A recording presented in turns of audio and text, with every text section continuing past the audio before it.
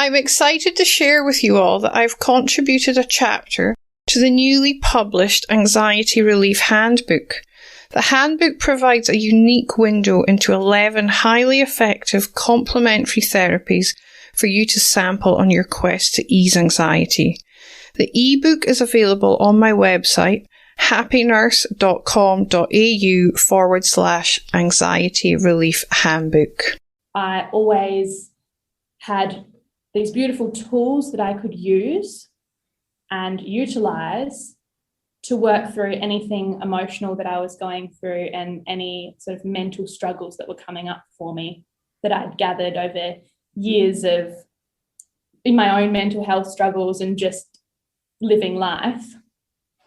And when I became pregnant, I had to really create new ways of looking at those, because not only did I have it wasn't just situational things going on, there was this whole other hormonal element that had come in that was uncontrollable.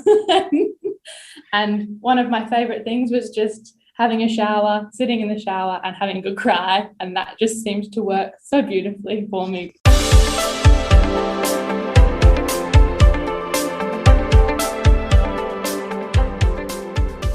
Welcome to the Happy Nurse Podcast. Nurses are the backbone of healthcare, always there to care for strangers as if they were one of their own, often forsaking special moments with their own family in order to ensure another's loved one is being cared for. As nurses, self-care is essential. I am Elena Mullery, nurse educator and self-care mentor for nurses. I'm an RN with 20 years of clinical experience. I have first-hand experience of stress and burnout. It was this experience which led me to develop a passion for personal development and pursue the study of mindfulness, meditation, hypnotherapy, and neuro-linguistic programming. Each episode, I will be promoting self-care strategies to those who always care for others.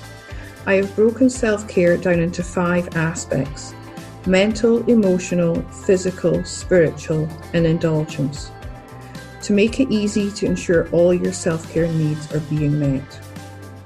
Each episode, I will interview nurses and self-care gurus from around the world to help you with each aspect of your self-care.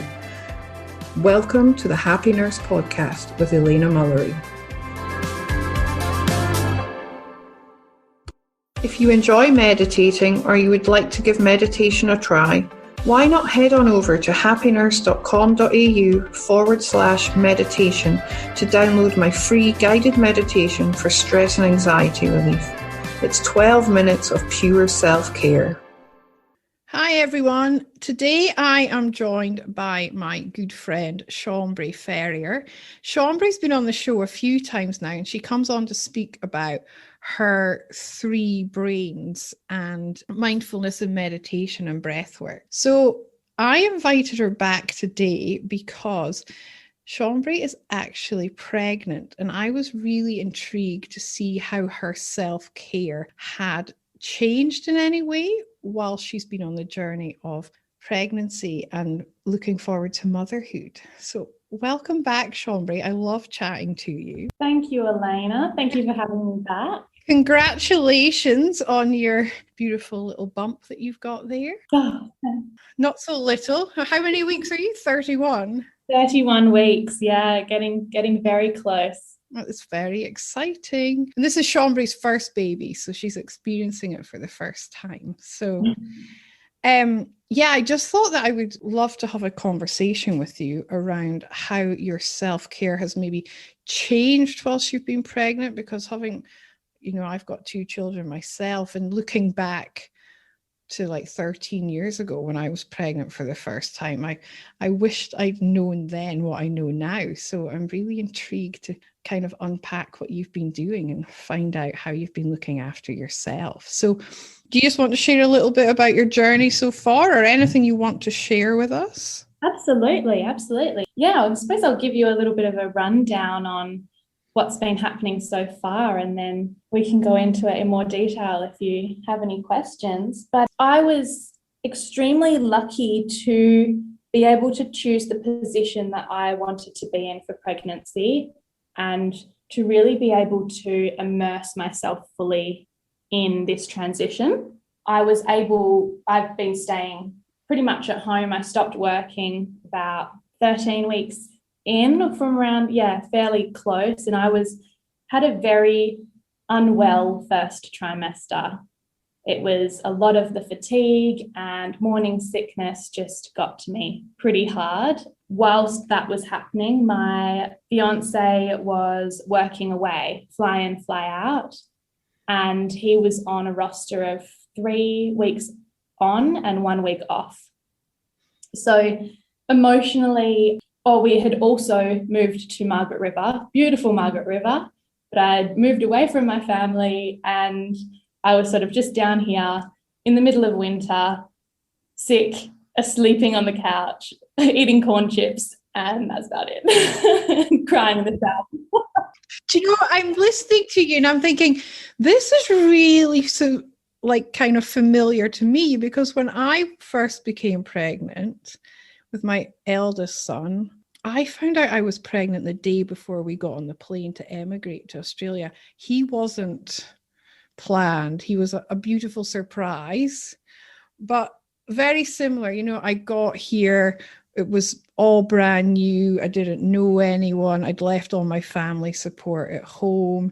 My husband was working away as well. So yeah, I totally empathize with you. I've been in that situation. And I too was very, very sick, and I ended up giving up work as well because it was just all too much for me.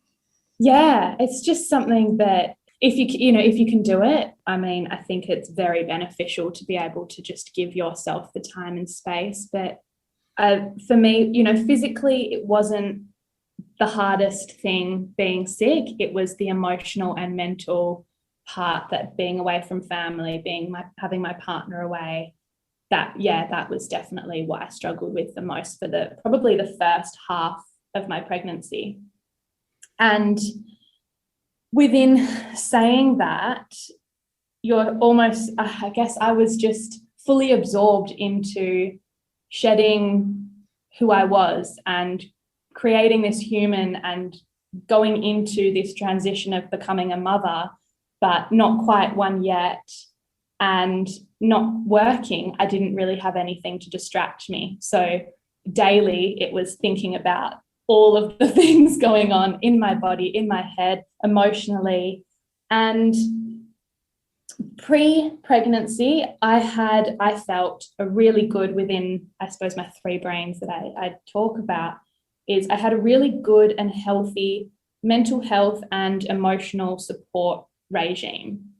I always had these beautiful tools that I could use and utilize to work through anything emotional that I was going through and any sort of mental struggles that were coming up for me, that I'd gathered over years of in my own mental health struggles and just living life.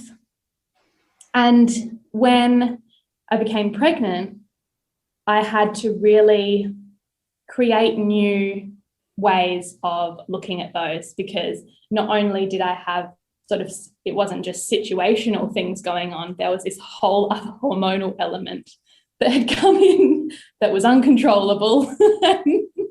And one of my favorite things was just having a shower, sitting in the shower and having a good cry. And that just seemed to work so beautifully for me, because it wasn't something that I could rationalize or work through and use my tools. It was just what it was. And so surrendering to just being a mess 1 minute and then completely fine the next was a big adjustment as well. I remember it well. It's a roller coaster of emotions, isn't it? It has been a ride. It really is. And I'm sure anyone who's been pregnant or is pregnant that's listening will be like nodding their head, smiling at like I am listening to you. And looking back on it, I feel like I can laugh, and it just sounds hilarious looking back. But it wasn't at the time. No, it wasn't. I mean, you're doing well. I'll share with you, like Tom, my ex-husband, he was working away, as I said, And after 12 weeks, I spat the dummy and went back to Scotland because I was like, I'm out. I'm out. I'm going back to my family. You're in Indonesia working, and I'm here on my own, and I'm going back there. So yeah, you're doing well. Thank you. I was very lucky, I suppose. One of my beautiful closest friends now, I went to high school with, and her and I found out we were pregnant probably within days of each other, and within a week of our due date together. So wow, that was a very, very special to have her to have had her next to me throughout this whole time. And we've both been quite unwell. So it was nice that neither one of us was doing really well. And then you didn't want to text the other one and say, how are you going? I'm great. Oh, okay. Let's not talk to you. It's beautiful having peer support and someone who's on the same journey with you at the same time, because it can be very isolating if you don't know anyone else who's pregnant or experiencing it, what you're going through, you know, at the same time as you. Yeah. And you can ask, you know, family and friends who have all been there before, but there's something not quite the same as someone going through it at exactly the same point as you. And you can really relate to, you know, just like now, in terms of timeline and society and where the world is and everything like that, but also just the stage and what's happening day to day as well. Because coming out the other side, you're going to have each other as well once you've both got these beautiful babies in your arms, you know, and you can continue to support each other. And these children will maybe grow up, you know, and be best friends as well. You just don't know what the future holds, but that's gorgeous. Yeah, it's very exciting. So I think one of the biggest things that came in through some of your work, Elena, is looking at indulgent self-care really became for me something that was only a small part of my self-care routine previously, whereas I do all of the wonderful, more simple things, and then just have indulgent self-care and every now and then. And I think of indulgent self-care as taking yourself on a date and a message of gratitude to your body. And at this point, being pregnant, I needed a whole lot of gratitude for my body, a whole lot of indulgence. Yeah, your body's changing daily when you're pregnant, and it's some people like struggle to get their heads around the concept, whereas other people love how it's changing. It's such an individualized thing, pregnancy. You know, we all experience it differently. So that's so awesome that you're really embracing the indulgent self-care, because what better time to do it than when you're busy growing another human inside you, you know? Definitely. It was a big reminder for myself to come back to self-care. I think, pregnancy in itself just reminded me where I was not implementing self-care. And if I was at all, or if I'd forgotten it, and to really come back to that. And that's, I think pregnancy is just in itself self-care. Yeah, you have to remember, you know, and the toll it's taking on your body, you need more rest, you need more downtime, you need to indulge that indulgent aspects, because, you know, in another 10 weeks or so, you're going to be a mum with a baby in your arms, and suddenly, you know, indulgent self-care may not be as high a priority as it is now, you know. So yeah, enjoy it while you can. Yeah. It just, I think it's something that learning to be kind to myself has been just something that I've journeyed with my whole life. I've always been someone that's very hard on and will push and push and push. And so being kind, learning to ask for help, whether it's just from community, friends, family, my partner especially, and just saying, at the moment, I can't bend down very easily, so can someone help me pick this up?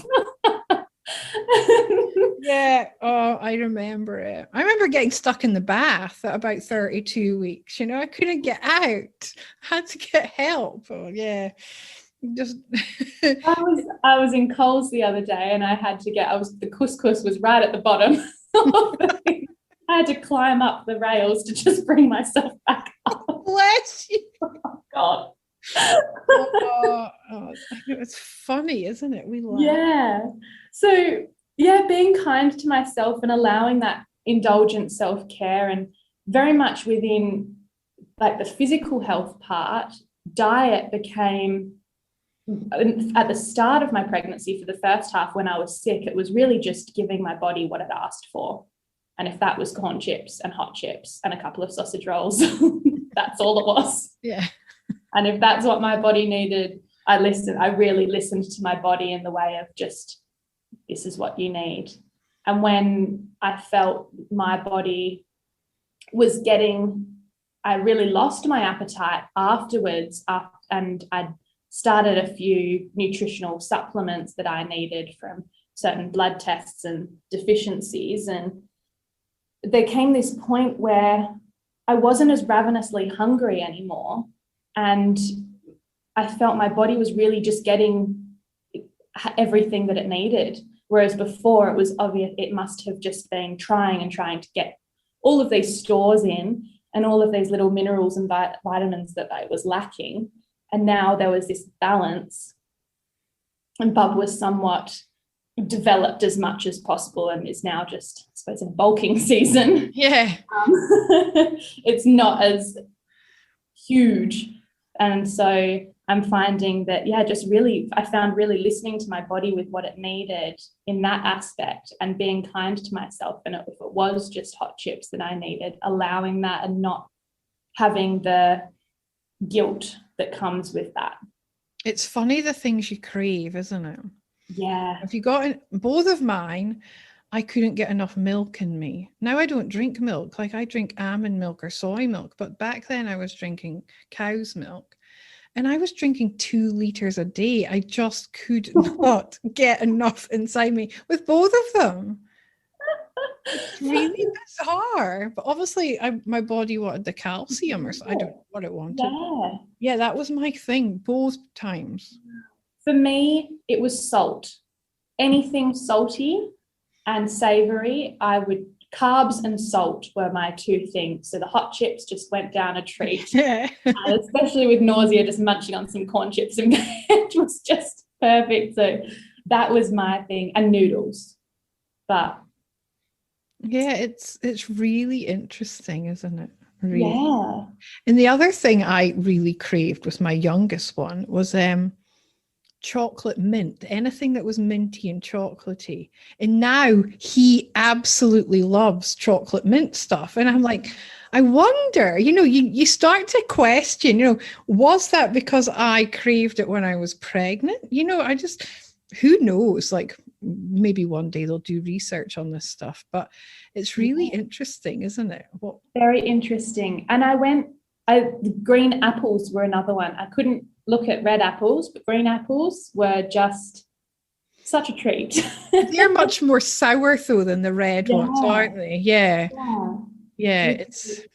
But I completely went off all greenery, and having a salad was like a chore, whereas I'd had this organic, clean, crisp, beautiful, healthy diet before pregnancy, and then just shoving sausage rolls in my mouth. I'm listening to you and I'm thinking, whoa, this is not the kind of food you used to bring in for lunch when we worked together, Chambrie and I used to be colleagues, and she'd come in with all these beautiful salads, and I'm listening going, sausage rolls, Chambrie? Changed woman, Elena. You are. Yeah, it's okay. You're just listening to your body. Yeah. And so I found it such a chore, and I was going, oh, am I going to have this? I was freaking out thinking, am I going to have this child that is really picky with her food and is going to not eat salads? And so I'm trying to just stuff some lettuce in my mouth. I'm sure the baby will be fine. Absolutely fine. You worry about that when you're weaning. Don't worry about it now. As long as you're having a healthy, balanced diet, that's all that matters. Yeah. And hydration, especially in this heat in Perth right now. Well, you're down south, so it's not quite as hot, I imagine, but Yeah, it's still summer and it's still really warm. definitely. So, yeah. That's been something that, yeah, for exercise wise has been, it has been really unseasonably hot down here, but it has been beautiful to just float in the ocean and have all the salt water just take away A, your worries, and B, your weight. I've seen your photos on Instagram. It looks heavenly. Oh, it's And just I think beautiful. it's beautiful that you've realized that you need to be kind to yourself and ask for help, because that's two things as a new mom I was really rubbish at. So, and I think that didn't help me, in the struggles of becoming a new mom. And I think that's beautiful that you've already started embracing that concept, because that's going to be really good for you when you do have that beautiful baby in your arms in a few weeks, well, longer than that, a couple of months. But yeah. Yeah, it was always something that I've been very, I'll do it. I'll do it. Don't worry about it. I'll do it. And then on top of that, go and offer, help to someone else. And I think asking for help and receiving, being able to receive, is probably even harder for me than asking for help and just saying thank you. Yes, I will have help from community. I will have someone, if they want to cook me a meal and freeze it and bring it over. Yes, thank you. I'm just not saying no and just allowing within my own boundaries, but allowing myself to receive and our little family to receive is going to be huge. And I think the other thing I wanted to mention was pre-pregnancy, my non-negotiable was in self-care, sleep. I think I spoke about it in our first episode that we did, Elena, and it was... I love that you're just referring back to the questions I usually ask. My job's really easy here today. This is like the first time in 7 months that my brain's actually functioning. So you're doing my job for me. I love this. Thanks, Chambrie. That's right. And yeah, we were discussing, my non-negotiable is sleep. And if I can do all the right things, I can exercise, I can eat healthily, I can maintain my hydration, but if I don't get enough sleep, everything falls apart. And as a beautiful juxtaposition in pregnancy, I have pregnancy insomnia. Oh, bless you. I have always been able to sleep and nap anywhere, anytime. I remember being on a trip in Europe with a girlfriend, and we were on like one of those bus tours, and it would be 4 hours every day to like the next country or the next spot. And I would just be like one of those dolls that you lie down and the eyes close and they go to sleep. I've always been able to do it. And I thought, brilliant, this would be great as a mum. And I've been in the training for years. And now I'm a wide awake all hours of the night. And that's been a big test now. Yeah. But you're getting to that latter stage of pregnancy where Bub will be very active at some parts of the night as well. Oh, yes. Getting comfortable too, because you can't, like, I'm a tummy sleeper. So when I was pregnant, I struggled with that as well. I'm doing the actions here. Nobody can see me except Chambrie, but and I really struggled because I couldn't get comfortable. And I remember my husband, he used to laugh because I'd get into bed and I'd have this like body pillow, and then I'd have these other pillows, and he'd be like, "Are you in your cocoon yet?" And I'm like, "No, I'm still not comfortable." And it became a bit of a joke, because I couldn't. Yeah, I feel you. I remember him. Yeah, Jack came in the other night, and just like I was having a nap and I had all of my pillow cocoon around me. And he just threw all of the pillows, thinking it was this hilarious joke from the couch, from like the couches in all the living rooms, and just like threw them on me. And I thought, you think this is quite funny, but I'm very grateful for all the pillows. I just kept piling them up and using more. Just put them in appropriate places just to get your body right on the right angle. Yeah. No. I've always been the backs, like I can sleep on, I really enjoy sleeping on my back. And that's one thing that now at this point I can't do. And so trying to just go from one side and then needing to roll over an hour later or whenever, and trying to keep everything in without feeling the pain of the everything separating. Yeah. Yeah, and keep all the pillows in place, or then readjust the the pillows and the Gaviscon on the nightstand. That was the other thing for the indigestion that would get you in the middle of the night. I remember that one too. Oh, yeah. So it's beautiful, you know, the time that I get to really sleep when between Bub sleeping is when Jack goes to work, and I just steal all of his pillows and go back to sleep for another couple of hours, and that's my sleep now. That's awesome that you're allowing yourself to do that and not putting yourself under any pressure to get up, because yeah, you know, that's a huge part of your self-care as well. You said, you know, sleep was a non-negotiable before, so you're still honoring yourself and your needs and having that sleep and letting yourself sleep in the morning, which I think is brilliant. And you know, when Bub arrives, if it's the same thing, you know, when baby sleeps, mum sleeps. I was very much of that opinion, especially at that early point in the day, because my eldest, he used to be up multiple times in the night, but he would sleep from like 5 through till about 9:30. So I slept as well. And people would be, oh, do you want to come to this like baby rhyme time, or we'll meet for coffee or whatever? Like, no, I'll be asleep. Like, I'm not, I'm sorry, I'll be asleep because he'll be asleep, so I'm sleeping too, or so I can get through the rest of the day. Yeah, non-negotiable. Yeah. My diary does not start until 10 o'clock at the moment. And that, I think that was something that I struggled with throughout pregnancy, is that I always loved routine. I was someone that loved routine. And as soon as I was sick with morning sickness, trying to drag myself out just to do any kind of yoga or my meditation, it just became all like, it was almost like I was allergic to all self-care routine, anything spiritual practice, anything just routine, I was allergic to and just couldn't even think of doing that.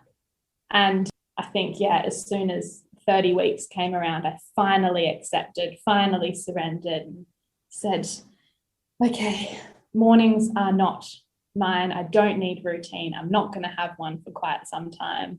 And even if I do, it's going to look very, very different to how it did before. So let's just work with what we've got.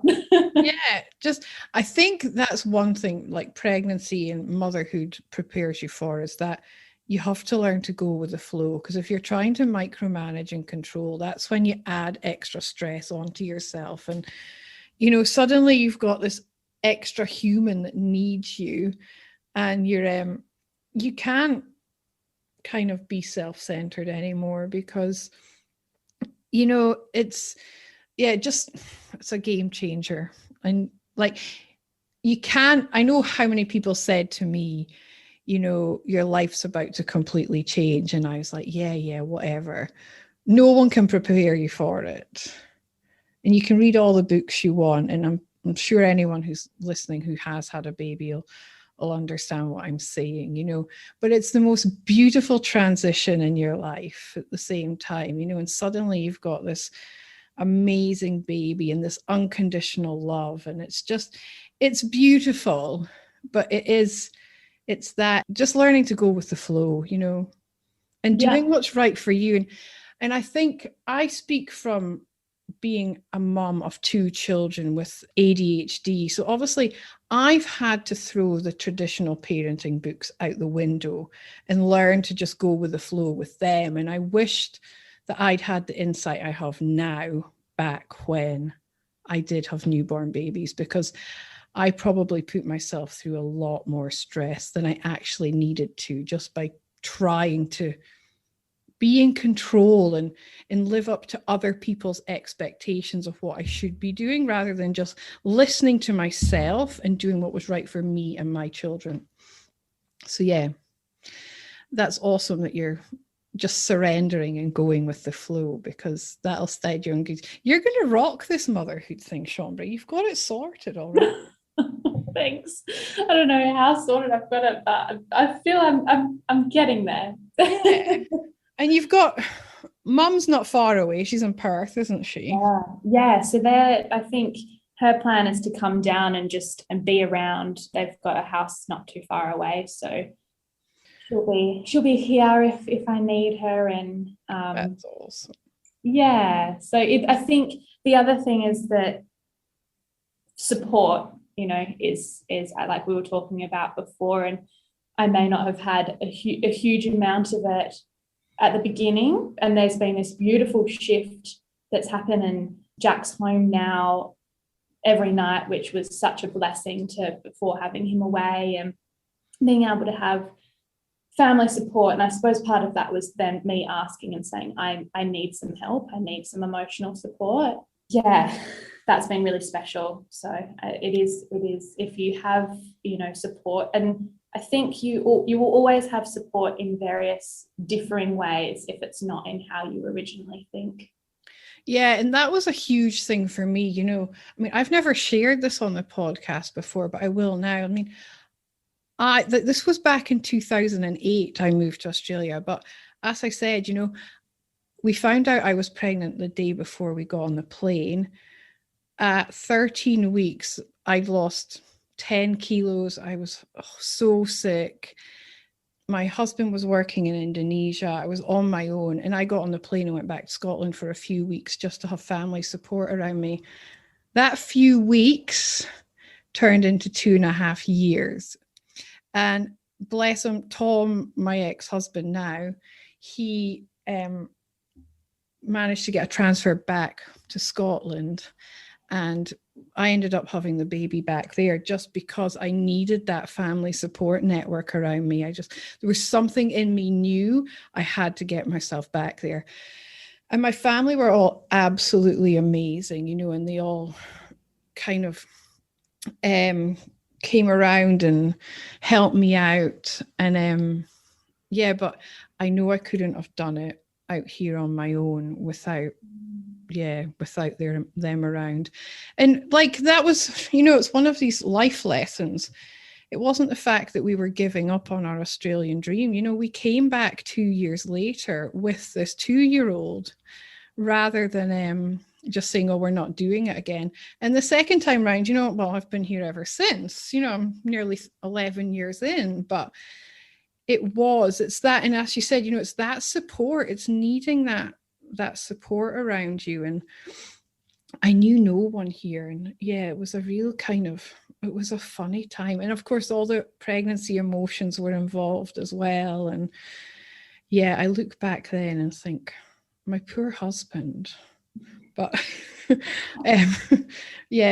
we're still very good friends, as you all know, so it's okay. But the guys go through a lot as well, I think, when you're pregnant, because they have to deal with this emotional bag of, they don't know what they're coming home to, because we don't know what's happening inside our own bodies either. So but it's a big transition in your life. But I think you're nailing it, and you've got your head wrapped around it all, and you've got the support in place, and you're looking after you. And I can't wait to meet Bub. Oh, I'm so excited. I think just one thing I've been thinking I want to ask you while you've been talking. Yeah, of course. You mentioned meditation earlier.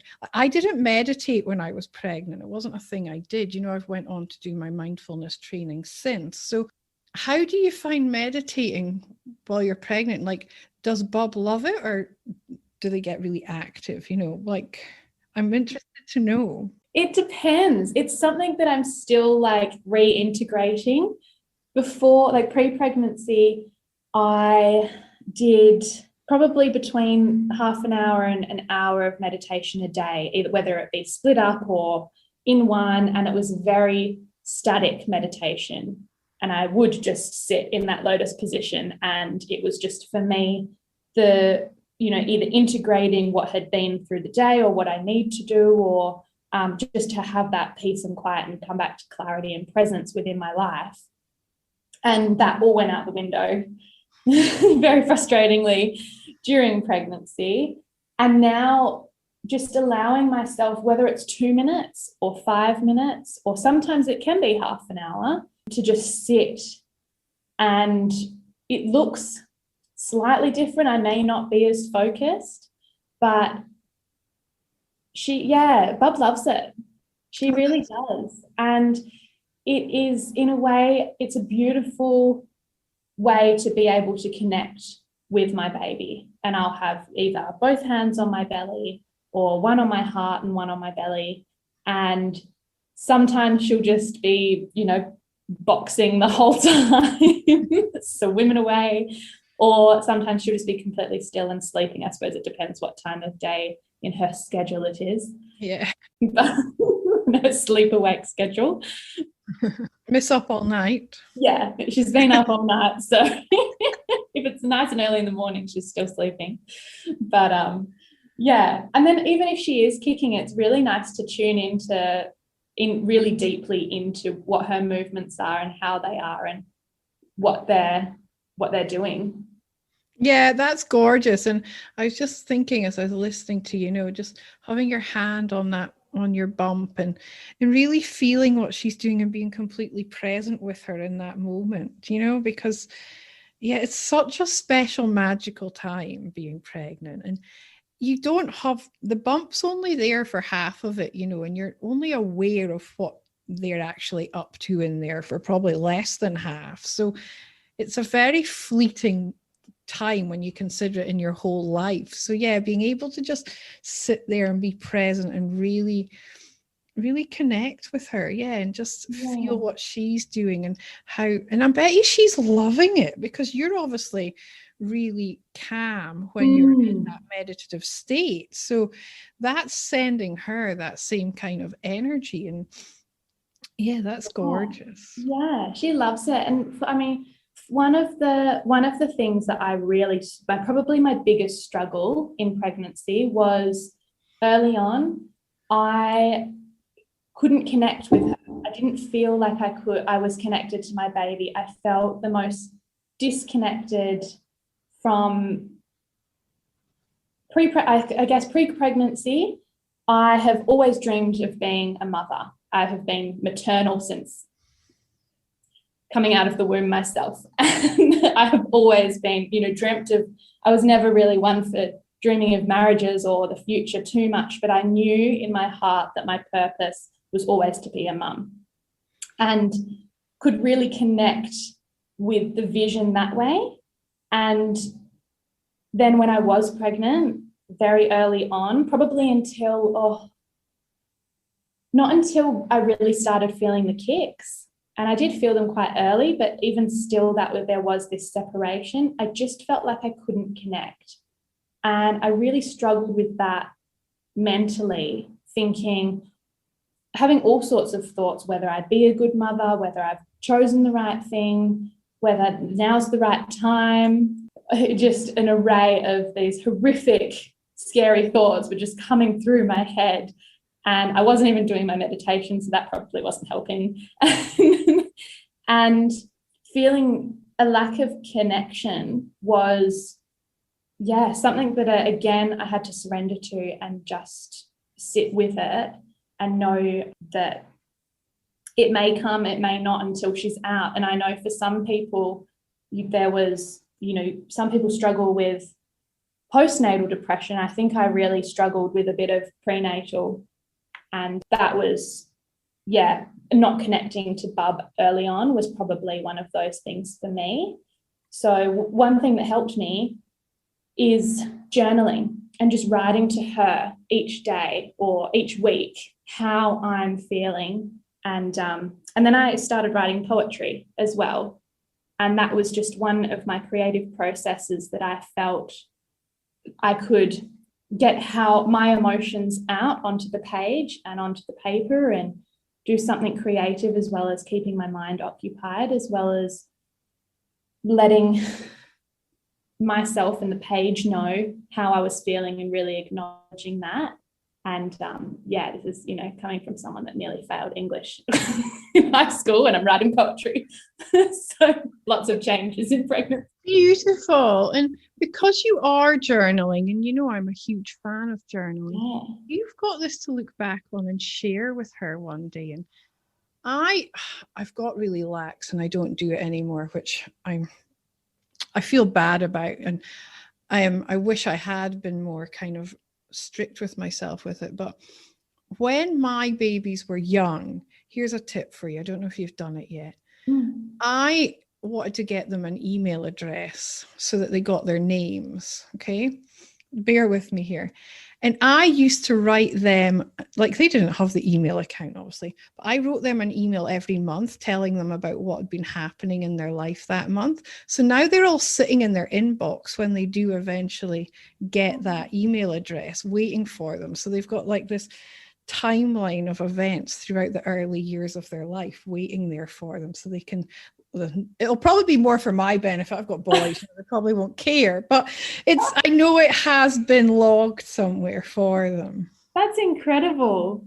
Yeah, it was just something I wanted to do for them, I thought, we've got quite an unusual surname, Mullery's not that common, so I managed to snag their first name and their surname, and like I've got Elena Mullery in most of the different domains because Mullery is so unusual. So I just wanted to get them theirs. Yeah. And so it's all sitting there waiting on them for one day when they log in and use their own email address. Yeah, and it's funny. I want to have you back on the show once she arrives and you're all established and everything's kind of settling into place. I'd love to have you back because I had Heidi Anderson on the show last year, and she had her little guy. Oh, I forget his name now.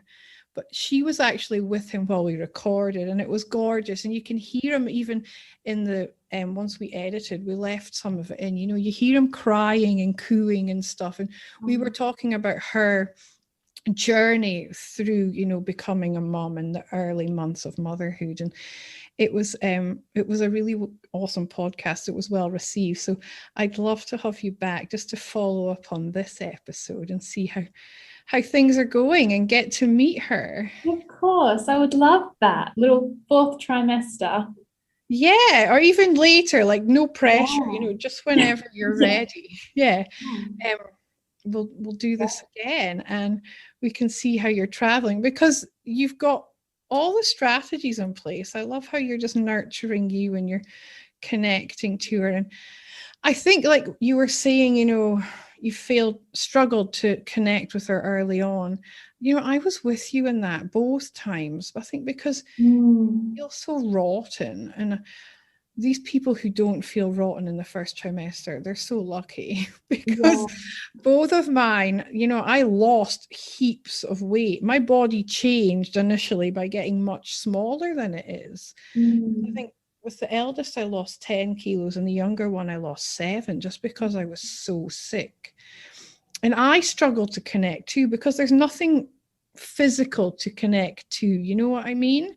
But like you, once I hit second trimester and I started to feel movement and see my tummy start to expand, then I started to connect more with them. So I don't think it's uncommon what you've experienced, it's something that I think it's and that's not downplaying your experience. I just, I'm just sharing that it's okay to be feeling that way, rather than it being something that you should be concerned about.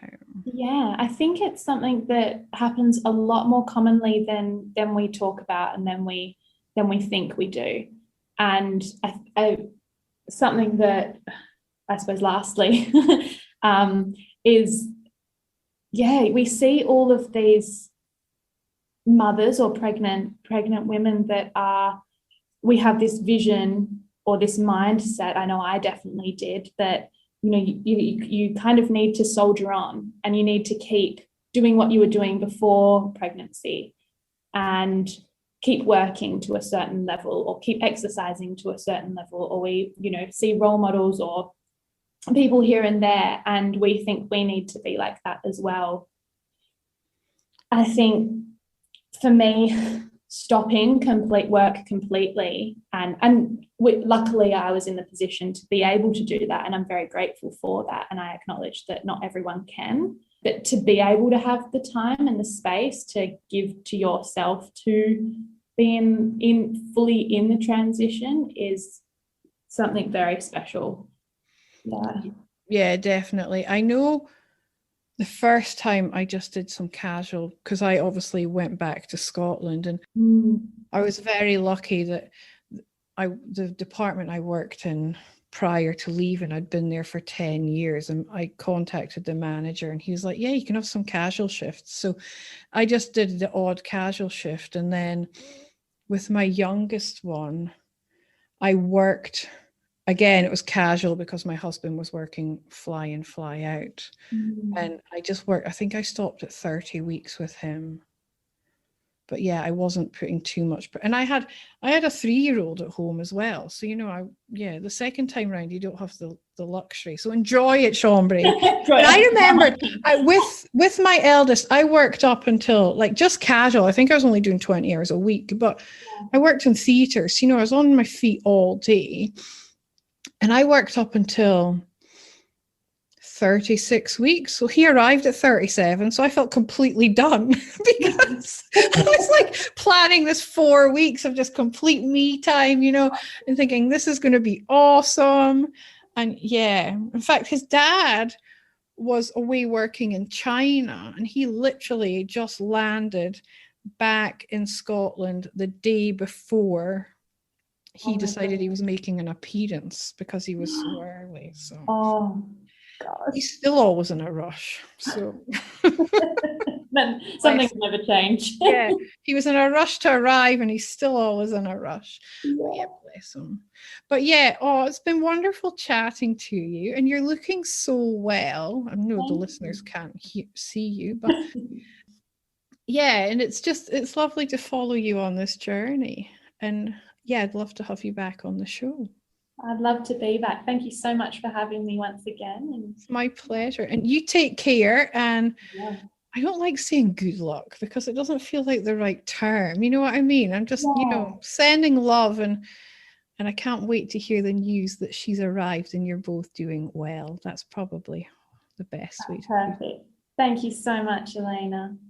All the best. Thanks. Thank you for listening to the Happy Nurse podcast. If you've enjoyed today's content and would like to join the Happy Nurse community, head over to Facebook and check out the Happy Nurse AU Facebook page and request to join the Happy Nurse community. Also, check out happynurse.com.au for access to free downloads and subscription to my blog.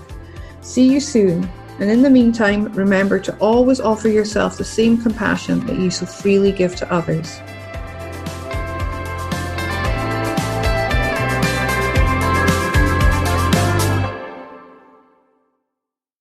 I'm excited to share with you all that I've contributed a chapter to the newly published Anxiety Relief Handbook. The handbook provides a unique window into 11 highly effective complementary therapies for you to sample on your quest to ease anxiety.